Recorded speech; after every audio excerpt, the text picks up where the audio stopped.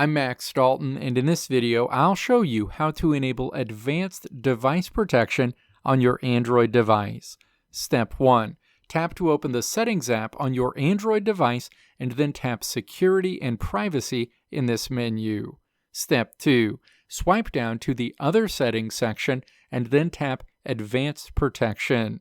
Step 3. Tap to toggle on Device Protection. A window pops up letting you know that with this feature enabled, apps on your device can see if device protection is on and that some websites may not load as expected. Step 4. Tap Turn On. Advanced device protection will be enabled on your Android device going forward. Let me know if this video helped you out in the comments below. If you liked what you saw here, click the video links on the right side of the screen to check out another video. Or click the logo on the left side of the screen to check out my tutorial website at www.maxdalton.how.